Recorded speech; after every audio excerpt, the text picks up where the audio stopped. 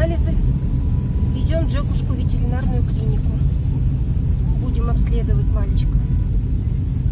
Стал писиться. Да, Джекушка? Посмотрим, что с ним такое.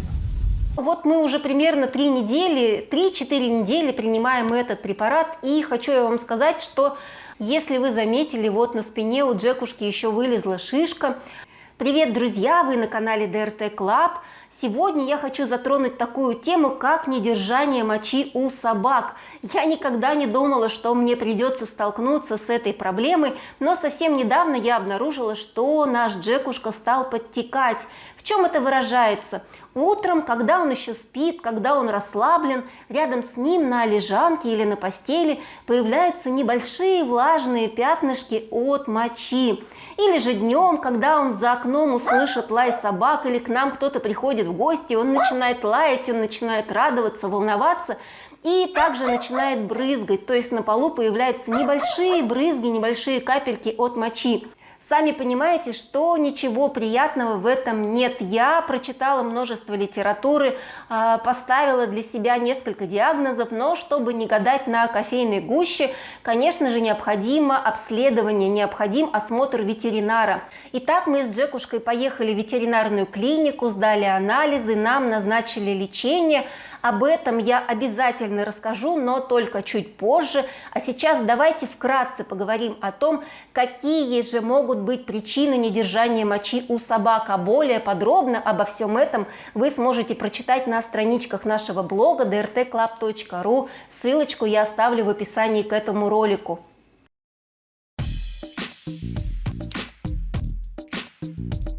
Итак, причины недержания мочи у собак можно разделить на две группы.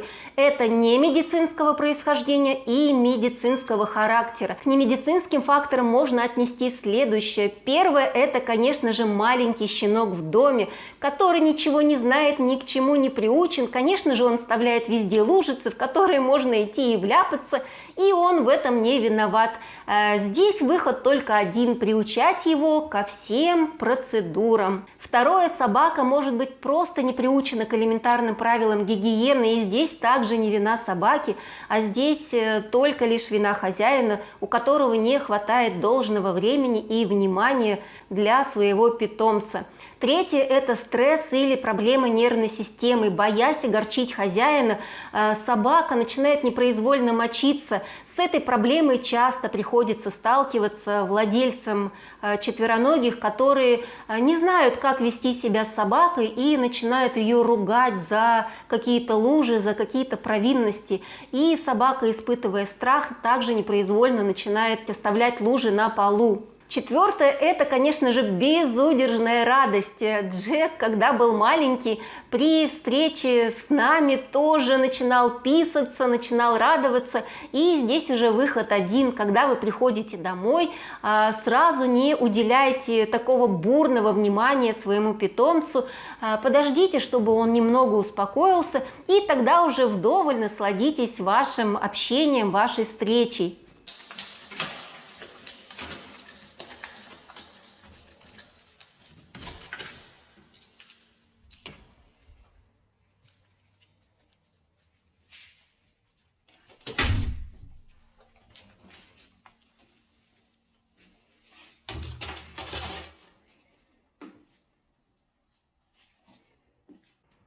Привет! Привет, мой славный! Привет, моя собака! Привет, моя собака моя! Привет! Да, мой славный, мой привет! Да, мой пес! Да, мой хороший, да.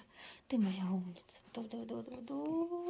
Еще один немедицинский фактор – это гормональное недержание. Оно может быть связано с фазой полового созревания кобелей или с наступлением течки у сук. Вот, пожалуй, основные причины непроизвольного мочеиспускания у собак, которые относятся к немедицинским факторам. В число проблем, которые вызываются разными заболеваниями или патологиями, можно отнести следующее. Это недержание мочи после родов или оперативного вмешательства, травмы позвоночника, недержание мочи у старой собаки, врожденная патология мочевыводящих путей, камни в почках, воспаление мочевого пузыря, цистит, стерилизация, либо же какие-то другие болезни. Еще раз повторюсь, обо всем этом подробно вы сможете прочитать на страничках нашего блога drtclub.ru. Ссылочку вы найдете в описании к этому ролику. После анализа всех этих причин для себя я решила, что недержание мочи у Джека может быть связано с двумя факторами. Это кастрация и, конечно же, возраст, потому что Джекушке уже все-таки 12 лет. Если вы подписаны на наш канал, то вы наверняка знаете, что совсем недавно, буквально год назад, мы кастрировали Джека по медицинским показаниям. Если вы не видели этого видео, обязательно посмотрите, ссылочку я также оставлю в описании. Но вкратце давайте я расскажу. Я стала замечать, что в районе попы, в районе ляжек, на пузике у Джека стала выпадать шерсть, то есть он стал интенсивно лысеть. Мы также поехали в ветеринарную клинику, сдали анализы, прошли все обследования. И вот на УЗИ мочеполовой системы нам показало, что у Джека в одном из яичков находятся множественные кисты. Врач нам сказал, что можно, конечно, за этим наблюдать, но со временем эти кисты могут перерасти в какие-то злокачественные опухоли, но тогда уже Джеку будет уже не 12, не 11 лет, а будет уже 15-16 лет, и любая операция, конечно же, дастся уже гораздо сложнее. И мы решили не рисковать, и вот кастрировали Джека, когда ему было 11 лет, то есть примерно год-полтора назад. Конечно же, после этого, буквально через месяц после кастрации, шерстка стала обрастать, все пришло в норму. Сейчас попка, пузико, грудь пушистые, шелковистые. Но вот появилась вот эта вот проблема, появилось подтекание. Итак, мы снова поехали в ветеринарную клинику. Я заранее с утра набрала в баночку мочи, потому что если не держание мочи, то, конечно же, основной анализ это будет анализ мочи.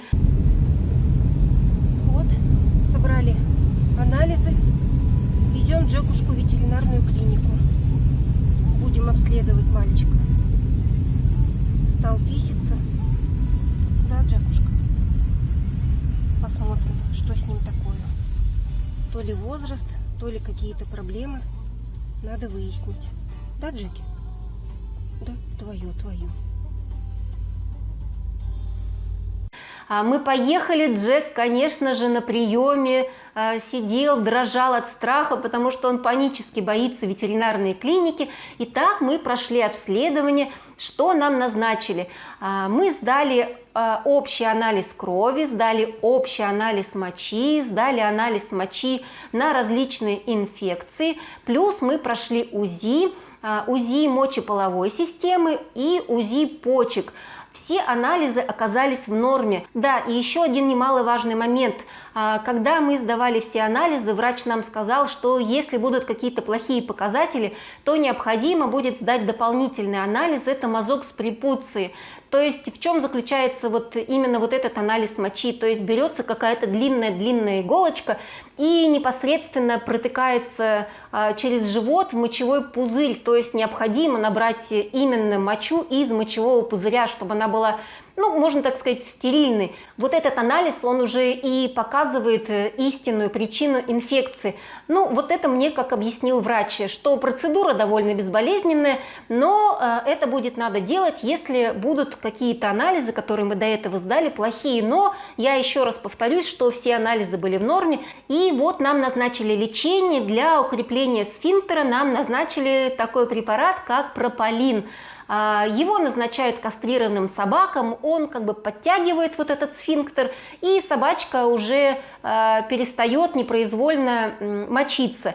Но вот мы уже примерно 3-4 недели принимаем этот препарат, и хочу я вам сказать, что явных улучшений, конечно же, мало. То есть он иногда подтекает, иногда не подтекает. То есть совсем подтекать он не перестал. У нас есть Джек Рассел Терьер, наш друг, его зовут Маврик, ему уже 13 лет, то есть он на год старше Джека, и у него точно такая же проблема с подтеканием. Какие только анализы они не сдавали, какие только лечения не назначали, и вот все бесполезно, он как подтекал, так и продолжает подтекать. Не знаю, Мы принимаем этот препарат, попробуем принимать еще дальше, попробуем принимать еще месяц, может быть 2, посмотрим, какие будут результаты. Если результатов не будет, то все-таки вот эта вот причина подтекания является именно возраст нашего Джекушки. Посмотрим, как будет дальше, и уже будем решать эту проблему. Да, кстати, мы уже начали гулять с Джеком не 2 раза в день, утром и вечером, как раньше, а 3-4 раза в день. Хорошо, что есть для этого возможность. Ну и во время сна, если он будет спать с нами на кровати, мы, конечно же, будем подстилать под него какую-то пеленочку, чтобы не оставались пятна на постельном белье. Ну а что делать? С возрастом у собак, как и у людей, появляется множество болячек, множество проблем.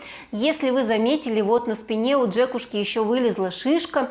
Мы также брали анализ с этой шишки, сказали, что, возможно, это какое-то застарелое заболевание, застарелая травма, вернее, потому что Джек, он всегда с лету залетает под кровать и бьется как раз вот этим местом, на котором и появилась вот эта вот шишка. Возможно, там от постоянного вот этого вот залетания и того, что он бьется спиной, появилось уплотнение. Оно его никак не беспокоит, оно хорошо прощупывается, отделяется от позвоночника. И уже, скорее всего, ближе к осени мы будем решать эту проблему, потому что, когда лето, жара, я не хочу ее трогать, потому что все плановые операции, конечно же, лучше делать, когда на улице более прохладная, а не жаркая погода. Так что осенью мы займемся уже и шишкой.